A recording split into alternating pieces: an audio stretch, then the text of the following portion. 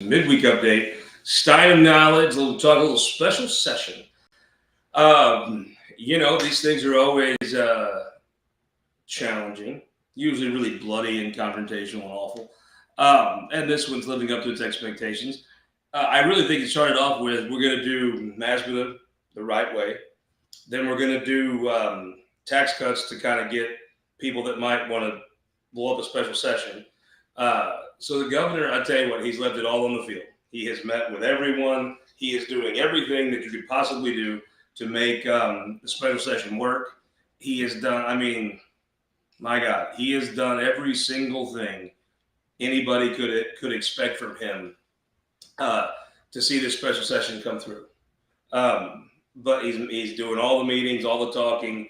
I don't know what more you could want from him. The Masbida part seems to be fine. There was an issue during session of another program being added to it.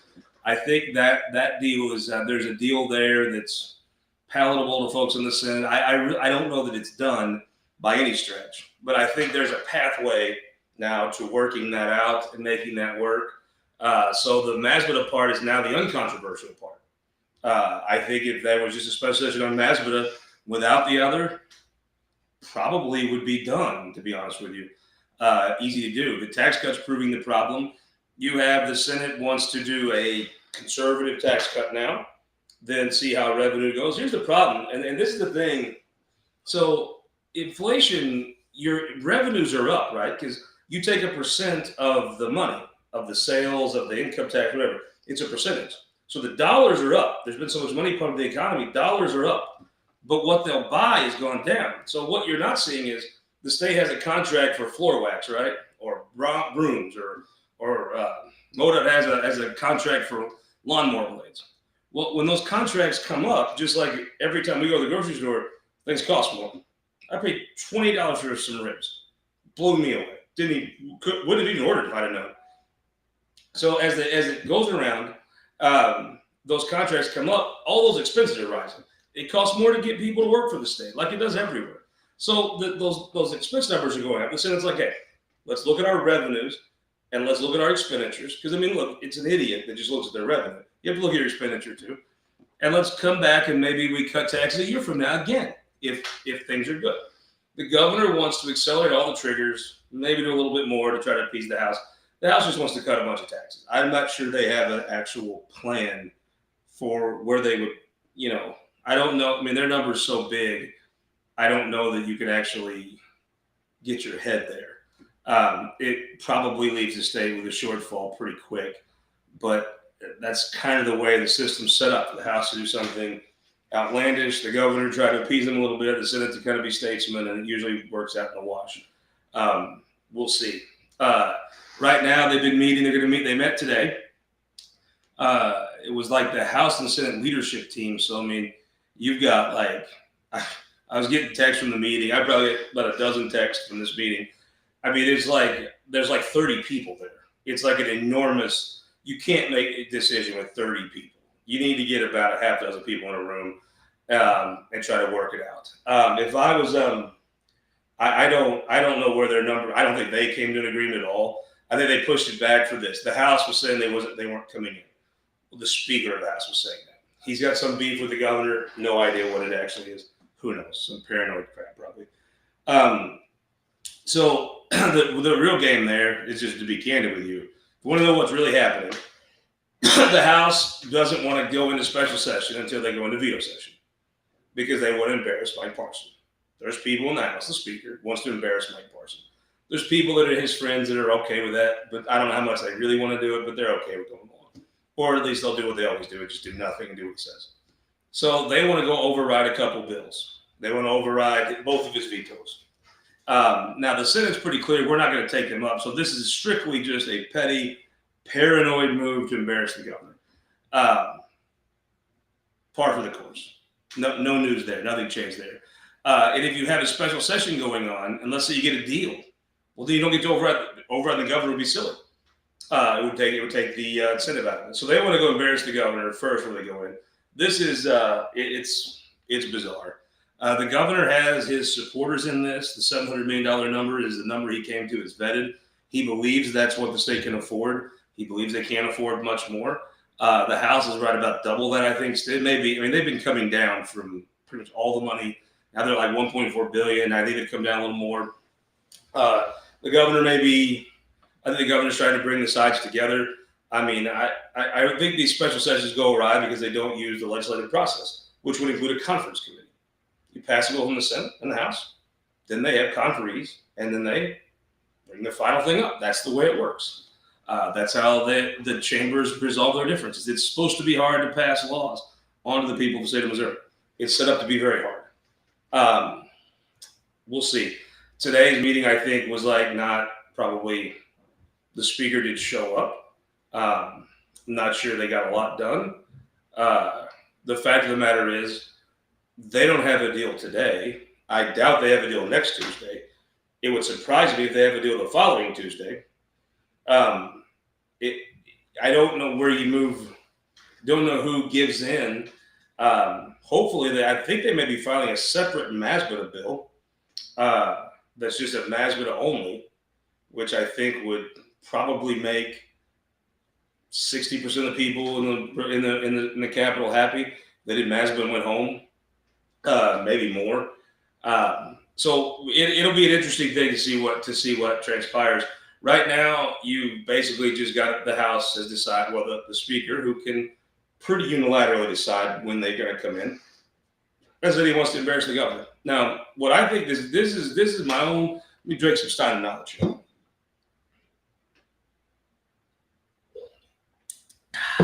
Speaker's told a lot of people he's going to work for the Singfields. They won't call it lobbying. I'm sure they'll file the right paperwork to call it not lobbying, but in one of these nonprofit 501 dark money groups or whatever. So my gut tells me, sizable gut, so I'd go by it. My gut tells me that he'll ultimately, I mean, he's told people he's going to run for Senate too, and then told me what. So that's what he says. He got a job with one of these Singfield groups. Good for him. It'll be one of those lobby, not lobby type things or whatever. I don't know that he'd even be good at lobbying. I really don't know what. Clifford Grove or some crap. It'd be the funniest thing. A guy that's declared bankruptcy with hundreds of thousands of dollars in creditors running around, being the Clifford Grove guy. The Clifford broke. But anyhow, whatever. I think he knows he's probably going to pass the tax cut bill. I think he probably would like to see the Senate fight amongst themselves and kill it. I think that's if I'm him, that is not a 0% option. There's probably a likelihood that that'll blow out. I think what'll happen, the Senate disbanded the Conservative Caucus, in my opinion, was a genius move, brilliant move for Bill Eigil's future career, for the people that he got elected, which is a lot of them, freeing them up. I think it was just I think that the congressional map, which you can say what you want. The fact is congressional maps aren't Republican. They're just personal. It's just personal ambition and personal, and it kind of ran its course. And it makes, if they were going to come back in January and the Rowden Republicans were going to look out and try to, and deal sternly with them, vengeance, whatever you call it, I think they were going to look really bad if they were there saying, hey, let's be friends, be nice. And they're like, hey, go to hell. That would be a bad look on the majority of Rowden Republicans. But in special session, the Eigel Republicans said, hey, we're going to be nice. We want to work it out. We want to be friends. Well, this is like, okay, well, let's be friends and professional. Here you go. Now, the Senator Eigel's interview was so interesting. His take was, I want to see a different leadership. And he was very, very, Bill's a good politician. He said, I don't know that I should be in leadership, but I don't think Caleb Rowden should be in leadership. I was like, slick. It's well played. It really helps the cause of an Andrew Koenig. See, this is the funny part. Andrew Koenig is probably the person who would be the biggest rival to Caleb Rowden. Andrew Koenig's a deal maker. It really helps Andrew Koenig's career and chances if the place blows up. It reminds everybody of all the problems, and when you're in leadership, you catch more blame and more credit than you should. With that said, I think it'll be a very interesting thing to watch and see how this goes. I mean, if Lincoln Huff, Senator Huff of Springfield, if he files a bill and he's able to bring the bill to a vote, it'll pass. Whatever the tax cut looks like, if it comes to a vote, it passes. If it doesn't, then it will. You'll have Masbit in it. Now, if you're the Conservative caucus, you're not going to vote against the tax cut. You're going to cut more. You're going to just keep offering amendments and make people vote against tax cuts. Now, if I was Lincoln Huff, there would be a pointedness. There's a thing in the Senate where they just start loading stuff up for sport. It's part of a filibuster. Just load amendments on. If I was Lincoln Huff, you know what I'd do? I would go get the trans sports bill, and I'd put that on my bill. I'd offer his amendment, make everybody vote for it. Then I would vote for CRT, and put that on there, and I'd go through that scorecard and just pick off the bills and put them in the tax cut, and just Hancock, blow it out, right? Get rid of the severability clause and just go to town. If it's just going to be a show, he might as well be the ringleader, right? And do to them what they've been doing back, and then they would kill it all and blow it up, and they'll come back in January. And I think that's a real possibility is with different personalities. Really, there's 34 senators and a speaker. Some senators are going to change. I don't think anybody that's going to make this harder is going to change. The speaker is going to be different, and Dean Blocker can actually accomplish things in a professional way. And he'll come in and you watch. They'll get a tax cut accomplished if Dean Blocker's there. Just put it down. Plus, Dean Blocker cares more about rural Missouri than most rural Missourians, legislators. If you're watching this and you're from rural Missouri, you should hope if we could get your representative to care as much about rural Missouri as Dean Blocker does, this state would be in a great spot. Toast. Dean overrepresents the country part of town and country, and maybe underrepresents the town part of town and country. He is the best friend rural Missouri has outside of the governor in politics right now. And if we could only get our own legislators to be as pro-rural Missouri as Dean is, we'd be doing great. So back. Long story long. This is my white trash prediction. I think at the end of the day, they'll override the governor. They'll stretch these meetings out, make it painful. The House people, the speaker, not House people is not fair. The speaker and his circle of folks will attack the governor and try to embarrass him and do all they can do to make him look bad. The governor, because he cares about the state, will probably take a lot of it and slough it off.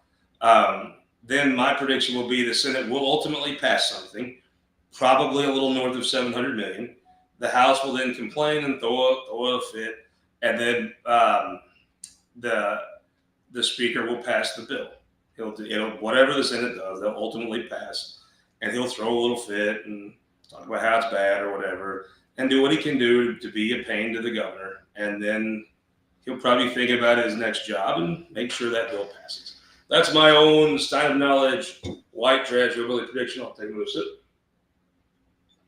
Is that the House will make this, the speaker will make sure this is very painful, klutzy, paranoid, goofy, angry, and then the Senate will just say, whatever, dude. They'll go into session. I think that'll be a fight. Because again, I mean, it doesn't help that we want new leadership crowd to walk in all united and pass a tax cut. It undercuts the we're going to get along argument, but also Caleb Brown looks great if they just walk in and have a tax cut and run smooth and match. So I would say there'll be some fighting.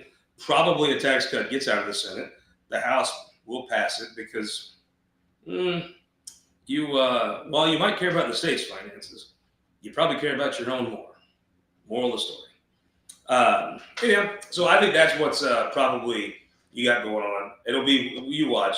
You said, I got somebody texting me, they won't override, Brad Pollitt won't override the governor. No, in the House, you can just go to any bill, even if you don't have to bring your own bill up. Now, usually there's respect enough amongst your colleagues that you will not bring their bill up if they don't want you to.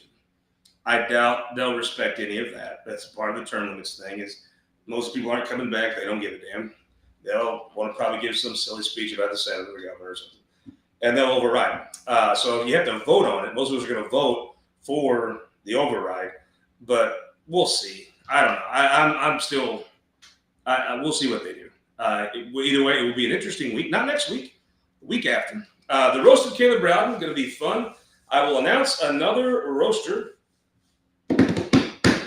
Senator Ron Richard, the job creator from Jobland, is coming back and going to roast Senator Rowden. It is going to be a lot of fun. I think last week we talked about Travis Switchwater, Lincoln Huff. Now Ron Richard is going to be a very fun night. The Monday, the 12th, come on in. We'll tell jokes, and it'll be very fun. I think I'm of the opinion it's going to be one of our best roasts. I mean, come on. You've got Christian rock band. You've got the Harry used to have. You've got Columbia. You've got Lemke. You've got so many target-rich environments. Plus, Caleb is the kind of guy who not only will take it in good fun, but Caleb is funny. And I think when he fires back, that's going to be some of the best fun of the whole night. Come join us. Soybean Association, we're going to pack that place out. Gary really don't even know. It's going to be so packed, Wheeler probably won't even be able to fit in the building. But Casey Wasser and I, we're gonna wedge everyone in there. It's going to be a heck of a good time. But multiple drink stations this time because that's how it's a Missouri time commitment, so it's going to be fun. Thank you guys, and I will see you next. We were off this week, no show for Labor Day. Hard working guys at IBW1 in St. Louis to take the weekend off. We'll be back in 2 weeks with Jay Ashcroft for This Week in Missouri Politics.